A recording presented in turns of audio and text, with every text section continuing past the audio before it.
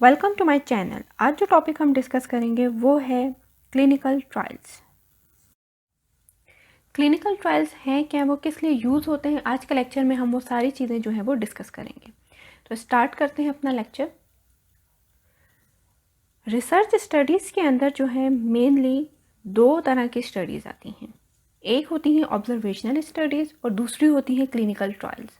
Observational studies में वो studies आती हैं जिसमें रिसर्चर जो है जस्ट ऑब्जर्व करता है, कोई नई चीज़ इन्वेंट नहीं करता, वो ऑलरेडी इन्वेंटेड चीज़ों को ऑब्जर्व करता है। ऑब्जर्वेशनल स्टडीज़ के ऊपर हम एक अलग लेक्चर इंशाल्लाह बनाएंगे। आज के लेक्चर जो है वो है हमारा क्लिनिकल ट्रायल से रिलेटेड, जिसमें हम न्यू इन्वेंशंस करते हैं। इसमें ऑब्जर्वेशन नहीं, इसमें रिसर्चर जो है वो न्यू इन्वेंशंस करता है। तो क्लिनिकल ट्रायल्स जो हैं वो एक्चुअली हैं क्या? क्लिनिकल ट्रायल्स जो हैं, हम कहते हैं कि रिसर्च स्टडीज़ और प्रोग्राम्स हैं जो ह्यूमंस पे कंडक्ट किए जाते हैं, ताकि जो है नए ड्रग, डिवाइस या मेडिकल ट्रीटमेंट या कोई नई सर्जरी जो है वो इन्वेंट की जा सके, ताकि जो है क्वालिटी ऑफ लाइफ जो है वो बेहतर बनाई जा सके by establishing efficacy and safety. इसको थोड़ा और अच्छी तरह से हम एलॉबरेट कर देते हैं कि क्लिनिकल ट्रायल्स जो हैं वो किए जाते हैं ह्यूमंस पर। ये एक मेन चीज़ है। जब हम ह्यूमंस पे ट्रायल्स करते हैं या हम ह्यूमंस पे किसी चीज़ को, किसी ड्रग को, किसी इंस्ट्रूमेंट को यूज़ करते हैं before introducing it into the market, उसे हम कहते हैं क्लिनिकल ट्रायल। अब ये किया क्यों जाता है ह्यूमंस पे?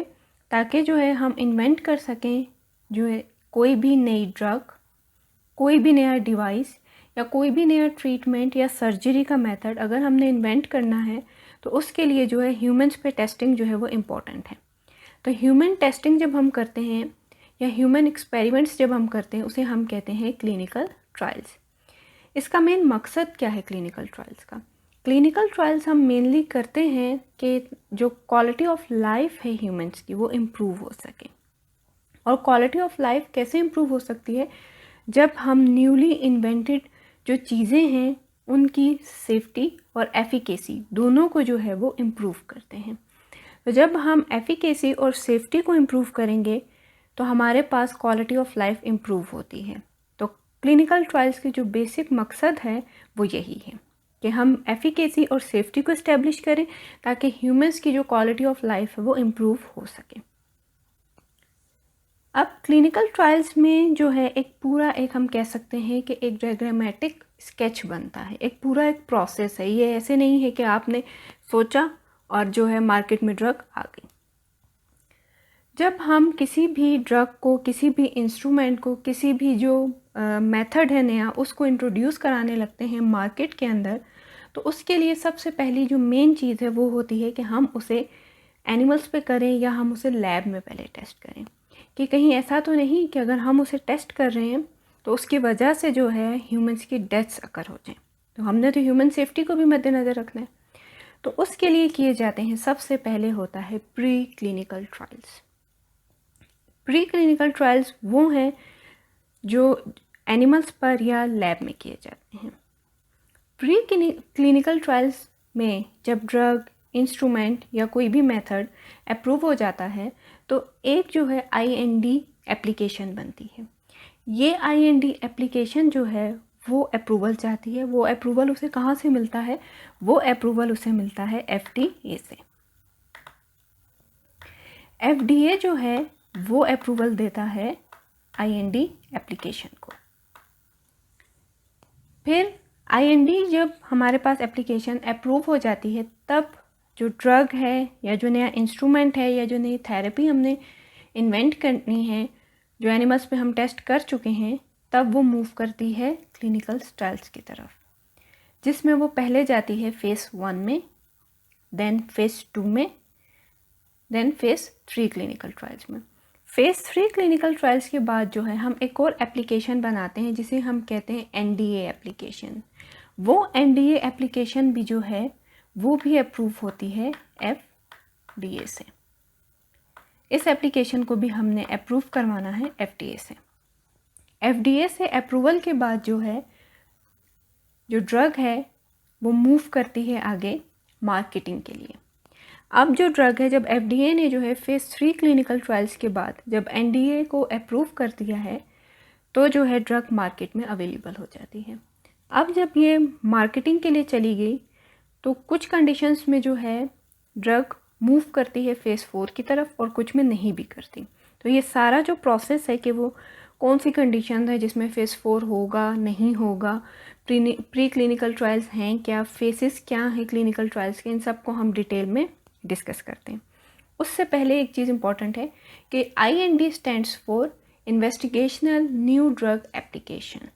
ठीक है, जो हमने न्यू ड्रग डेवलप की है उसकी जो एप्लीकेशन बनती है उसे हम कहते हैं IND, investigational new drug application, जिसे अप्रूव करता है FDA। और NDA stands for new drug application, means जब वो फेसेस से गुजर गई, उसकी इन्वेस्टिगेशन कंप्लीट हो गई तो वो न्यू ड्रग की तरह जो है वो डिस्ट्रीब्यूट हो सकती है मार्केट में। तो इसे हम कहते हैं न्यू ड्रग एप्लीकेशन, जिसे इस एप्लीकेशन को भी अप्रूव जो है FDA करता है।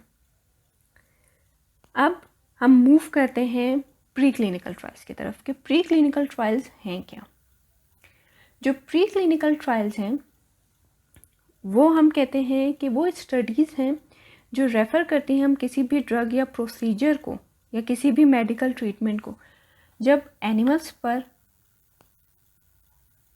जो है टेस्ट करते हैं बिफोर ह्यूमंस पे टेस्ट करने से पहले जब हम एनिमल्स पे जो टेस्ट करते हैं उसी ड्रग या किसी प्रोसीजर का या किसी मेडिकल ट्रीटमेंट का, उसे हम कहते हैं प्री क्लिनिकल स्टडीज़ या प्री क्लिनिकल ट्रायल्स। ये जो प्री क्लिनिकल ट्रायल्स हैं ये किन पे होते हैं? फर्स्ट, लेबॉर्ट्री में हो सकते हैं, आप लैब पर में जो है ड्रग पर, किसी भी प्रोसीजर पर, किसी भी ट्रीटमेंट पे जो है टेस्ट कर सकते हैं। सेकंड जो है ये होते हैं एनिमल्स पर। तो एनिमल्स एंड लैब स्टडीज़ के बाद जब हमारे पास एक जो इन्वेस्टिगेशनल न्यू ड्रग एप्लीकेशन हम बनाते हैं और वो भेजते हैं FDA के पास, उस इन्वेस्टिगेशनल जो न्यू ड्रग एप्लीकेशन है, IND एप्लीकेशन हम उसे कहते हैं, उसके अंदर जो मेन पॉइंट्स होने चाहिए जब हम उसे FDA की तरफ भेजते हैं, उसमें सबसे पहला जो आता है वो ये है कि जो भी रिज़ल्ट्स बने हैं, ठीक है, उसकी सेफ्टी के लिए मेन चीज़ उसमें क्या है, जो रिज़ल्ट्स भी ऑब्टेन्ड हुए एनिमल स्टडीज़ से, वो तमाम रिज़ल्ट्स जो हैं वो हम FDA को भेजने हैं, ताकि FDA जो है इस बात को डिसाइड कर सके कि ये जो ड्रग है या ये जो ट्रीटमेंट है ये इंसानों पे किया भी जा सकता है कि नहीं। सेकंड जो उसमें मेन चीज़ मेंशन होनी चाहिए वो क्या है कि ये ड्रग या ये जो नया ट्रीटमेंट है ये बना कैसे, किसने इसे बनाया, ठीक है, और इसके अंदर है क्या क्या ख़ासियत है जो हम ड्रग बना रहे हैं या नया ट्रीटमेंट बना रहे हैं, और ये जो है किस तरह से स्टेबल है, ठीक है। और भी बहुत सारी चीज़ें आती हैं लेकिन इसमें जो मेन क्या है कि कैसे बना, किसने बनाया, इसके अंदर मेन चीज़ें क्या हैं, इसकी स्टेबिलिटी क्या है। थर्ड पॉइंट जो मेन है वो है कि detailed outline for pre clinical trials study, ठीक है ना, वो sorry clinical trial studies. Outline जो है जब भी IND एप्लीकेशन सेंड होती है तो उसमें जो है आउटलाइंस दी जाती हैं कि हम जो क्लिनिकल स्टडीज़ करेंगे उसमें हम किस किस्म के प्रोटोकॉल्स को फॉलो करेंगे, ठीक है, हमने क्या प्लान बनाया हुआ है कि हम ह्यूमंस पे अगर इसको टेस्ट कर रहे हैं तो हम किस तरह से इसे टेस्ट करेंगे और हम जो है रिस्क को किस तरह से कवर करेंगे, या कोई साइड इफ़ेक्ट अगर अचानक से कर हो जाता है तो हम उसे किस तरह से ओवरकम कर सकते हैं। तो इस सारी चीज़ों के बारे में एक आउटलाइन बनाई जाती है IND एप्लीकेशन में, जो मस्ट जो है जब हम FDA की तरफ भेजेंगे तो वो उसमें मेंशन होना चाहिए पूरा प्रोटोकॉल। जैसे हम कोई आम रिसर्च कर रहे होते हैं तो उसमें हम एक मेथडोलॉजी बनाते हैं, सेम इसी तरह से जब हमने क्लिनिकल ट्रायल्स करने हैं तो क्लिनिकल ट्रायल से पहले भी हम एक मेथडोलॉजी बनाते हैं जिसे हम कहते हैं कि ये प्रोटोकॉल्स हैं आपकी क्लिनिकल ट्रायल के। जो फोर्थ चीज़ इसमें इम्पॉर्टेंट है वो क्या है कि जो टीम है, क्लिनिकल ट्रायल की जो टीम है उसकी तमाम जो डिटेल्स हैं वो प्रोवाइड करना लाजमी है। जब क्लिनिकल ट्रायल की जो टीम है उसको जज किया जाता है FDA की तरफ से कि उनके पास उतनी नॉलेज है भी कि नहीं, उतनी स्किल्स हैं भी कि नहीं कि वो क्लिनिकल ट्रायल को रन कर सकें, क्योंकि अगर एक भी ना अहल होगा उसके अंदर या एक भी ऐसा बंदा होगा जिसके पास नॉलेज नहीं होगी तो लाजमी बात है कि जो क्लिनिकल ट्रायल्स हैं उनमें प्रॉब्लम आएगी। इट मीन्स कि ह्यूमंस को सफ़र करना पड़ेगा जो उस क्लिनिकल ट्रायल्स में एज अ वॉलंटियर पार्टिसिपेट कर सकते हैं। तो FDA के पास जो है ये 4 बातें जो हैं बहुत इम्पोर्टेंस रखती हैं एक IND एप्लीकेशन के अंदर। अब अगर IND एप्लीकेशन के अंदर ये सारी चीज़ें मेंशन कर दी गई हैं और FDA ने जो है उसको रिव्यू कर लिया है और अप्रूवल दे दिया है, तो अब उस अप्रूवल के बाद जो है ड्रग ने कहाँ जाना था, क्लिनिकल ट्रायल्स की तरफ। तो क्लिनिकल ट्रायल्स की तरफ जब वो जाएगी तो वो डिफरेंट फेसेस से गुजरेगी। ठीक है, तो फेसेस हमारे पास क्लिनिकल ट्रायल्स के मेनली 4 हैं। ये जो 4 फेसेस हम इसके अंदर पढ़ते हैं 1, 2, 3, 4, इसमें जो है वॉलंटियर्स का डिफरेंस की जो पॉपुलेशन है उनका डिफरेंस है, और हेल्दी वॉलंटियर्स किसी में हम लेते हैं, किसी में हम डिजीज़ लेते हैं, और जो है हर फेस जो है हमें डिफरेंट क्वेश्चंस के आंसर देता है।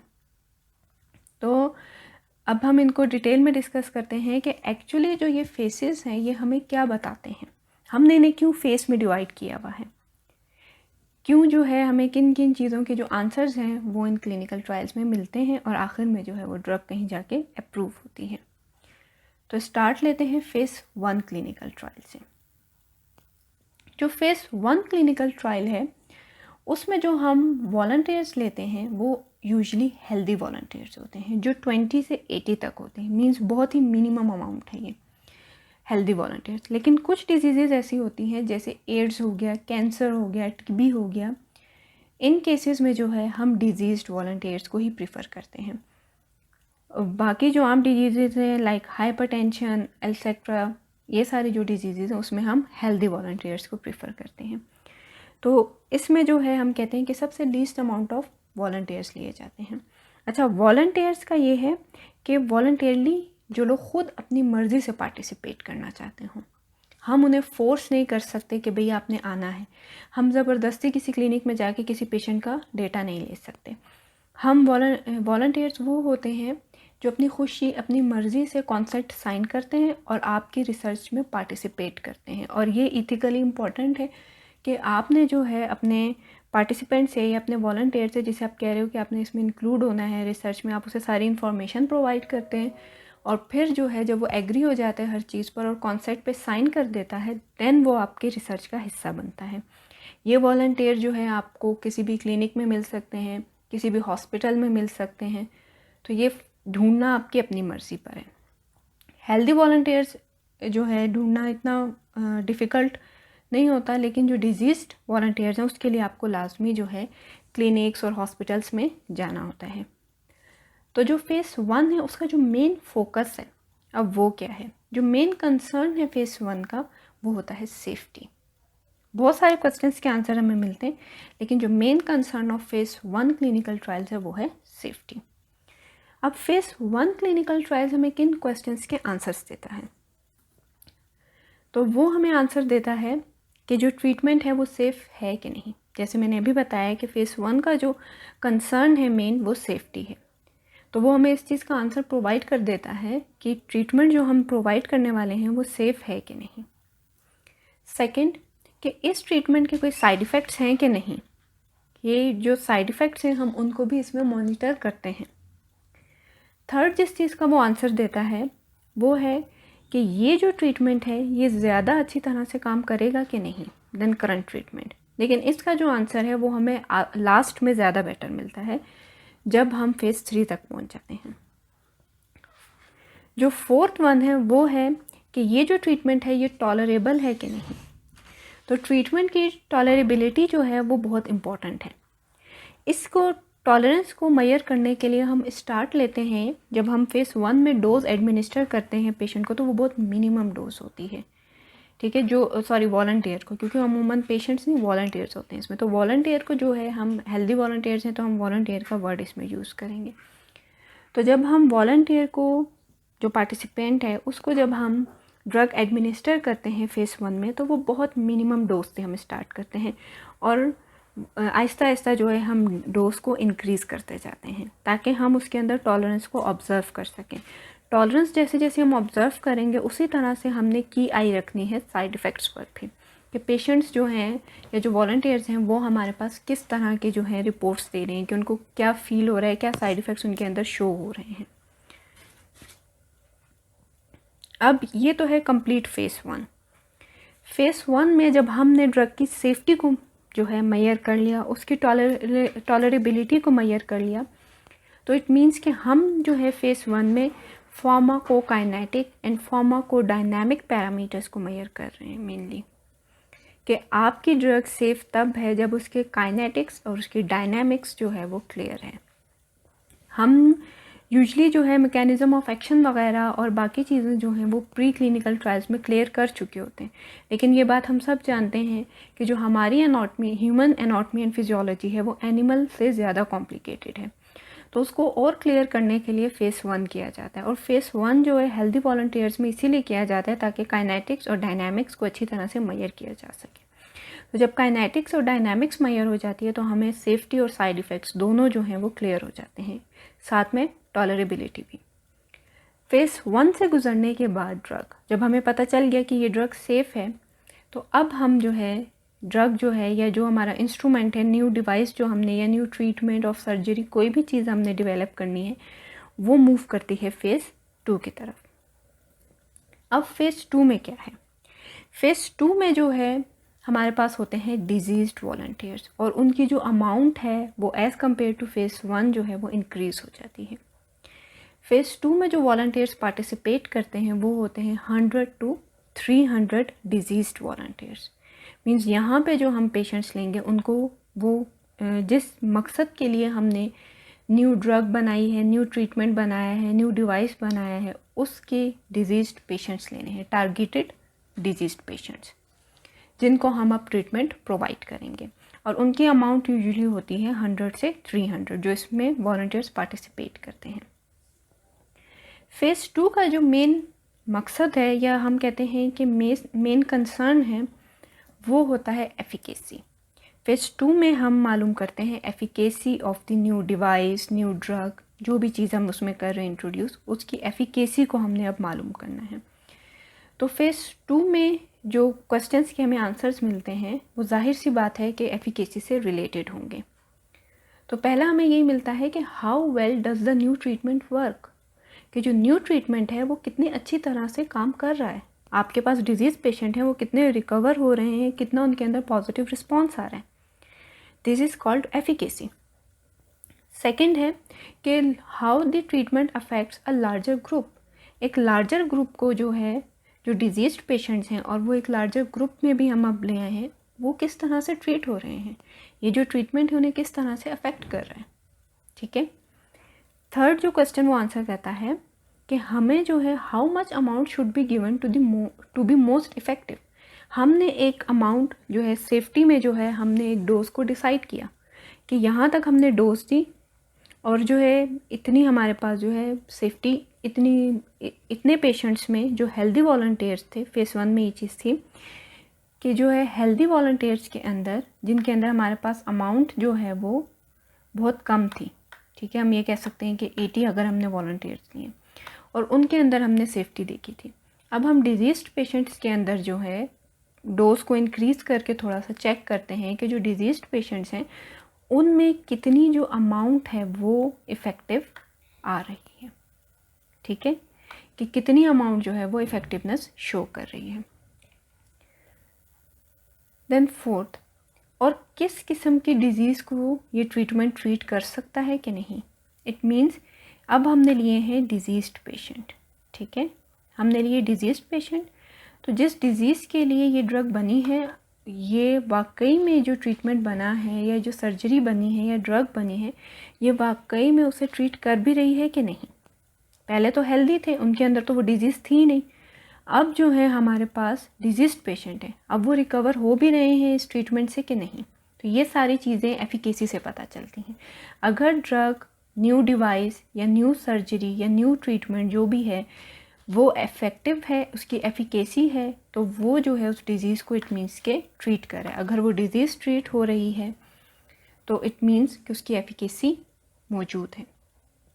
अब अगर हमें एफिकेसी क्लियर हो जाए और इन क्वेश्चंस के आंसर्स मिल जाते हैं पॉजिटिव में, तो हमारी जो ड्रग है वो फेज़ 2 से मूव करेगी फेज़ 3 की तरफ। अब ड्रग जाएगी फेज़ 3 में।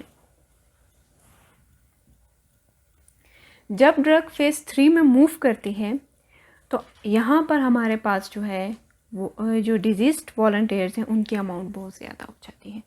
अब एफिकेसी और सेफ्टी के बाद जो है हम कह सकते हैं कि हमने जो है एफिकेसी भी देख ली है ट्रीटमेंट की, अब हमने जो है उसकी सेफ्टी भी देख ली है, हमने उसकी डोज भी एक तरह से मुहैया कर ली है। तो अब हम इसे ज़्यादा लोगों के ऊपर एक्सपेरिमेंट कर सकते हैं। तो अगर हमने इसे ज़्यादा लोगों के ऊपर एक्सपेरिमेंट करना है तो किस तरह से करेंगे कि इसमें जो डिजीज्ड वॉलंटियर्स हैं वो हंड्रेड्स टू थाउजेंड्स होते हैं, ठीक है, ये वर्ड यूजली यूज़ होता है। तो मैक्सिमम अमाउंट जो है वो 3000 तक हो सकती है किसी भी डिज़ीज़ के पेशेंट्स की। तो हंड्रेड्स टू थाउजेंड पेशेंट्स जो हैं या वॉलंटियर्स जो हैं वो इसमें इंक्लूड किए जाते हैं फ़ेज़ 3 के अंदर। अब जब वो फ़ेज़ 3 के अंदर एंटर होंगे तो फ़ेज़ 3 का जो मेन कंसर्न है वो क्या है कि फ़ेज़ 3 में हम करते हैं कंपैरिजन। जैसे मैंने आपको बताया था कि मैं पिछले पॉइंट में भी कहा था कि हम जो मेन कंपैरिजन है ट्रीटमेंट्स का वो फ़ेज़ 3 के अंदर करते हैं। अच्छा, एक चीज़ जो इसमें मिसिंग है वो ये है कि फ़ेज़ 2 में जो है हम कीन ऑब्जर्वेशन रखते हैं साइड इफ़ेक्ट्स पे। जब हम कीन ऑब्जर्वेशन रखते हैं साइड इफ़ेक्ट्स पर तो इट मीन्स कि जो है हमारे पास एफिकेसी, और क्योंकि हम डोज इंक्रीज़ कर रहे हैं, हमें बहुत ज़्यादा डोज की इफ़ेक्टिवनेस चाहिए, तो हम साइड इफ़ेक्ट्स पर भी कीन ऑब्जर्वेशन रखते हैं। ओके, तो जो फ़ेज़ 3 है उसमें जो है हम कंपैरिजन करते हैं। तो कंपैरिजन जो है वो हमें बहुत सारी चीज़ें जो है बताता है। अब यहाँ पे हमारे पास जो है हम डिटरमाइन कर रहे हैं, हमने काफ़ी सारी चीज़ें मालूम कर ली, हमें काइनेटिक्स पता है, हमें डायनामिक्स पता है। अब हम फर्दर जो है कंफर्मेशन कर रहे हैं, हम इसे कहते हैं कि हम फर्दर कंफर्म करते हैं कि ये चीज़ें ठीक थी कि नहीं थी। तो इसीलिए हम hundreds two thousands diseased volunteers पर ये जो है अब रिसर्च को आगे मूव ऑन करते हैं। तो जो फ़ेज़ 3 है वो हमें ये जो है मुख्तलिफ़ चीज़ों के बारे में बताता है। पहली तो यही चीज़ कि वो कंपैरिजन करता है। इट मीन्स कि जो हमारे पास करंट ट्रीटमेंट अगर मौजूद है, अगर नहीं है वो एक अलग केस है, लेकिन अगर मौजूद है करंट कोई ट्रीटमेंट उस डिज़ीज़ के लिए, तो वो कंपेयर करता है कि जो करंट ट्रीटमेंट है और जो न्यू ट्रीटमेंट है उनमें से कौन ज़्यादा इफ़ेक्टिव है। सेकेंड, कि अगर हमने, ये मैंने अभी बताई कि हम एडिशनली जो है इंफॉर्मेशन को ऑब्टेन करते हैं इफ़ेक्टिवनेस एंड सेफ्टी के बारे में।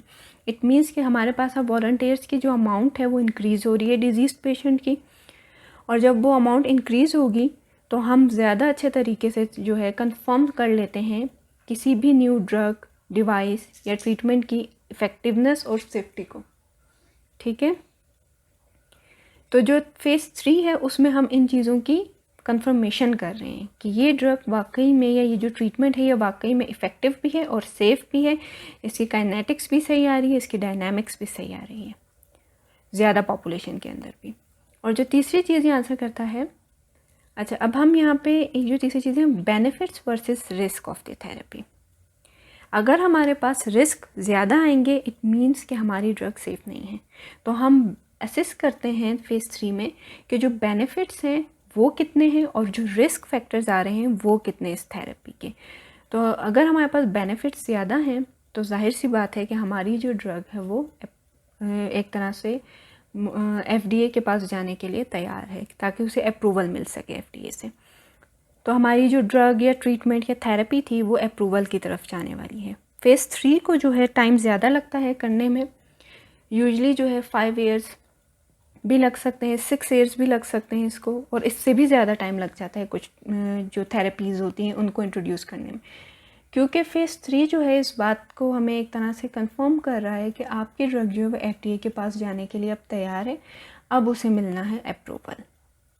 तो अप्रूवल के बाद क्योंकि उसने मार्केट में जाना है, तो अगर FDA उसे रिजेक्ट कर देगा तो आपकी जितनी भी मेहनत थी क्लिनिकल ट्रायल्स कितने सालों की वो सारी ज़ाया हो सकती हैं।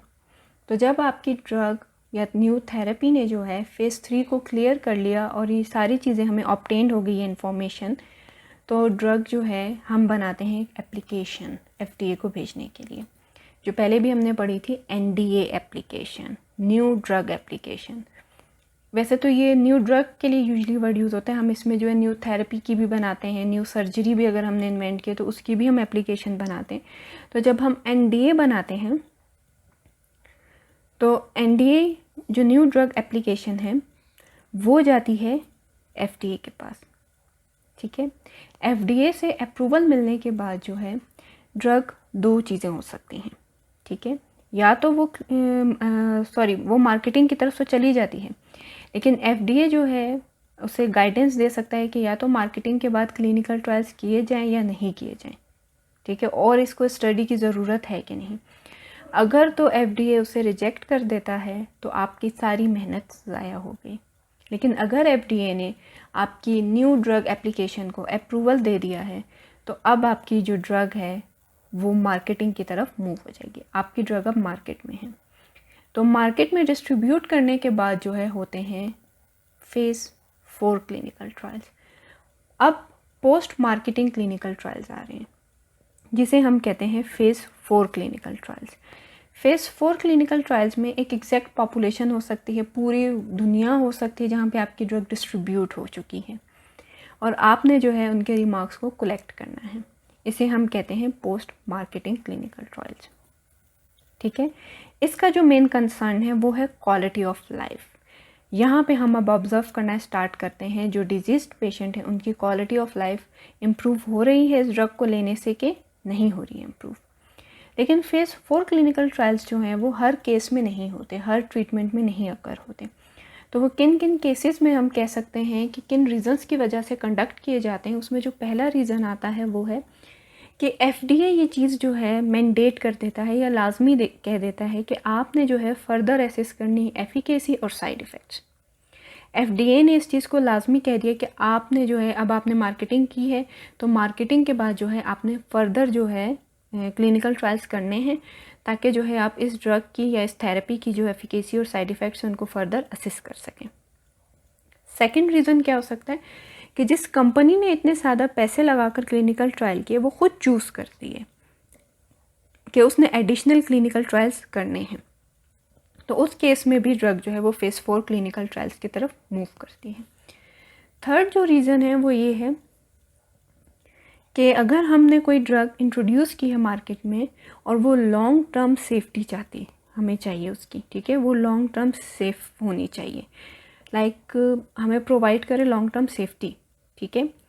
तो उसकी ज़रूरत जब हमें पड़ती है कि हमें किसी भी ड्रग की लॉन्ग टर्म सेफ्टी को डिटरमाइन करना हो तो उस केस में लाजमी क्लिनिकल जो फेज़ 4 ट्रायल्स हैं वो होते हैं, कैंसर की ड्रग्स में भी होते हैं। तो ये है ओवरऑल क्लिनिकल ट्रायल्स और उसके फेसेस।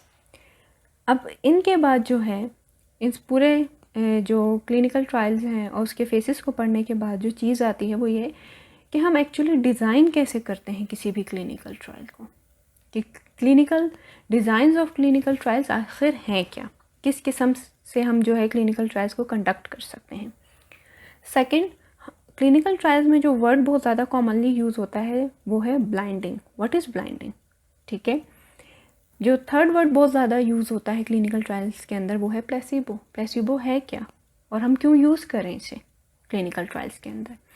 तो ये जो 3-4 चीज़ें रह गई हैं जो रिलेटेड है क्लिनिकल ट्रायल्स से, इसको हम इंशाल्लाह नेक्स्ट लेक्चर में डिस्कस करेंगे। तो wait for the next lecture.